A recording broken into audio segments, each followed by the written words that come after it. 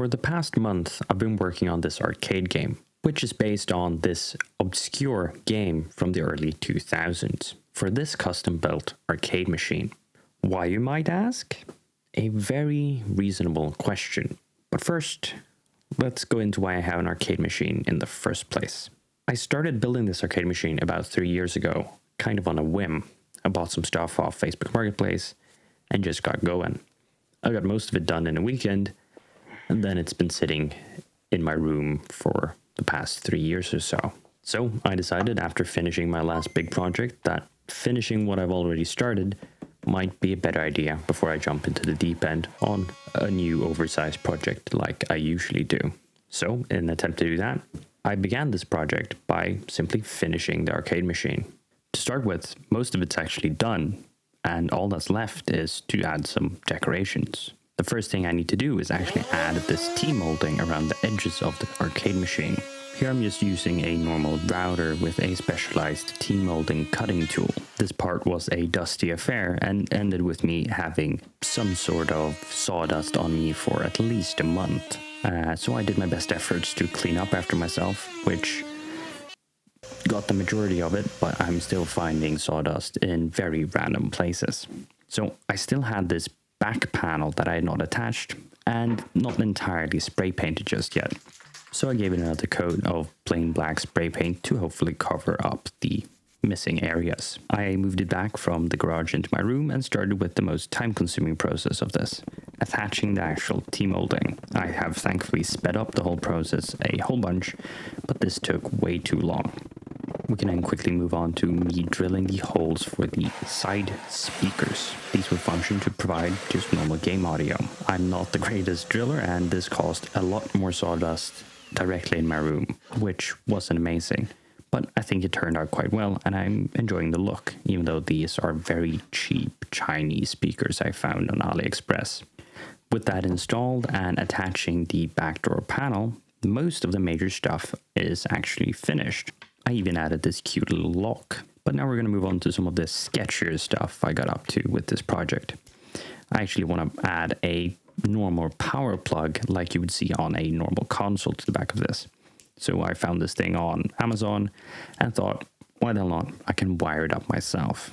I found a diagram on the Amazon listing, which seemed correct. So I just cut the ends off of a normal power cord, attached it to this plug, and it seems to work fine. Nothing's burned down just yet. I've tried it out for a long time. It works. Now that we have an actual arcade cabinet, we need something to play on it. And that's where the game comes in. So my dad has a bad habit of being a bit of an ideas guy. And for some reason, for what feels like the past 2 decades, he has been begging me to remake this game called Cluster Ball. It was released in 2001, and from the looks of it, it seems cool. But I don't want to remake this game. It's just some strange multiplayer game from the early 2000s, although admittedly a pretty cool looking one. And so I have kind of candidly just turned him down every time. And it's more of an inside joke at this point. But I thought, even though I'm not going to remake it, maybe I can be inspired by it. So for this project, I said, let's make something simple. And let's use Cluster Ball as an inspiration. And from this, Cluster Bug was born, which is a quite simple PvP multiplayer classic arcade game where you play as a centipede who goes around and tries to eat some ants. And when you eat an ant, you grow like a snake or something similar. And you gain points by entering a hole. And then once you exit the hole, you've lost your tail, but the amount of tail you've lost counts to your point total.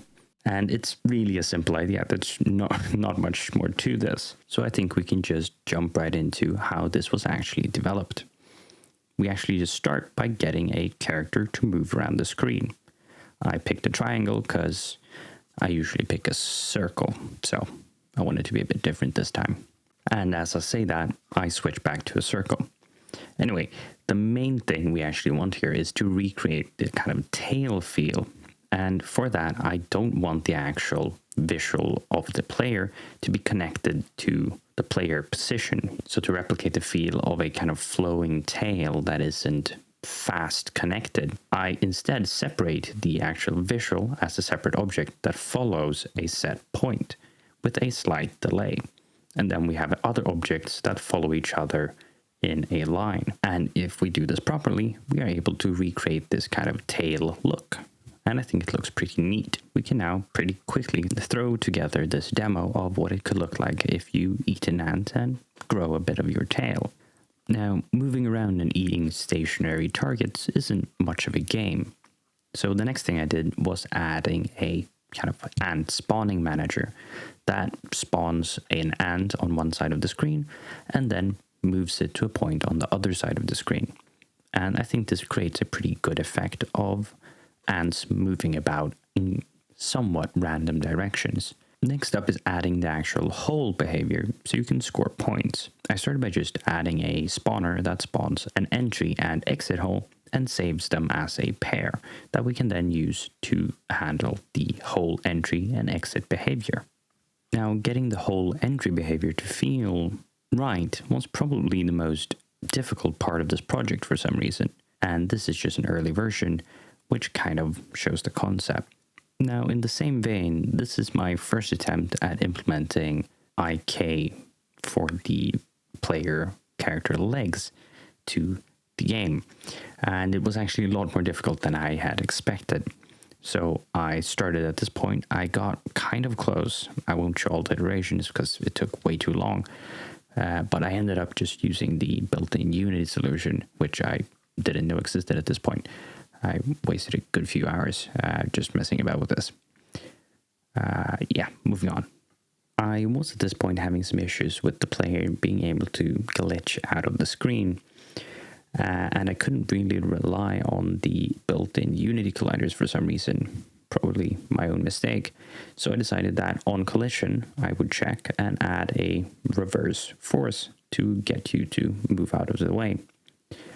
I also at this point added these evil red ants that if eaten would kill you instantly, which is a bit mean, but I think turned out as a good addition in the end. I then decided that I wanted the game to feel less like a prototype at this point, so I threw together some quick UI and added support for multiplayer, and I think it looked pretty cool already then. And at this point I knew that although this is definitely a waste of my time, I think the project still will turn out pretty cool. And at this point, we also basically have the whole game basics finished.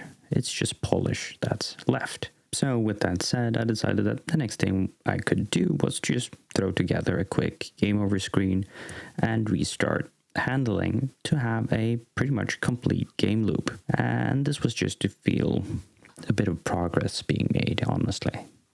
Now, although I thought the game was quite fun at this point, it was most definitely too easy, even with a multiplayer opponent, and it would be basically impossible to lose if you're playing alone, which I wanted to support to some degree. So I decided, why not add more of like a natural disaster? So I thought, let's add this big snake that just randomly scrolls across the screen. So here in this early version, it's just a big red rectangle, but it gets the point across.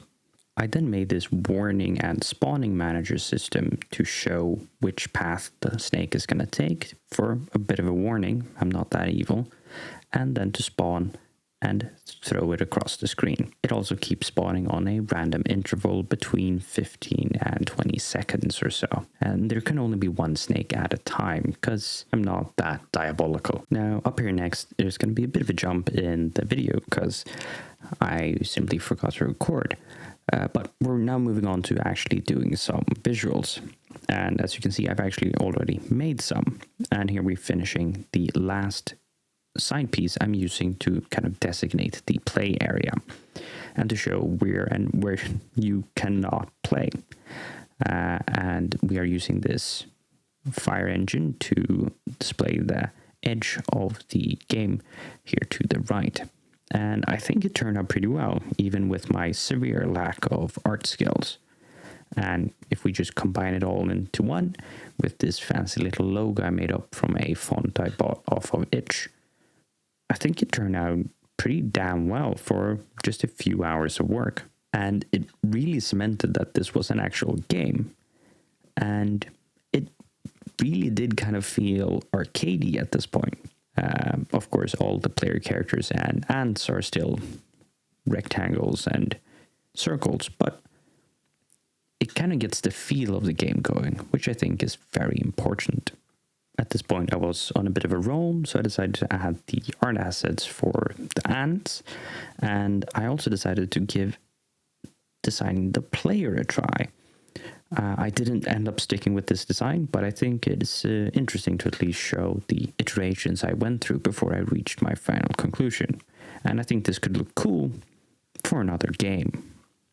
I at this point started to add some kind of small polish things, like a camera shake and this lunge attack to add a bit of a strategic element, because it has a cooldown on it, so you have to savor it for the just right moment. Now here I decided to go a bit deeper on the visual side, so I added this kind of snake-like thing. It's very ugly, but I couldn't honestly do any better. And I also decided to change out the player design for the second time. This is still not the final one, but I think it was a step in the right direction. I at this point felt confident enough to give the IK another stab, and I decided to try it out on the ants first, using the built-in Unity solution, which of course with the help of the documentation worked perfectly. I don't know why I tried to do this on my own in the first place. This took no time at all. So I was ready to move on to the actual player. And with a bit of experience under my belt, I got it done in no time, and I think it looks amazing. It is just the right amount of kind of weird looking janky for me to still find it kind of cute, and not in a bad way. I initially intended this project to be short, simple, straight to the point, get the arcade machine over the finishing line, and to allow me to leave it behind and move on to bigger and better things. But the game turned out to be charming enough that I thought it deserved more. And so I put way too much time into this project. But I'm kind of happy I did. It's not anything special. It is very much just a simple arcade game. But it's my simple arcade game. And it's quite fun, actually.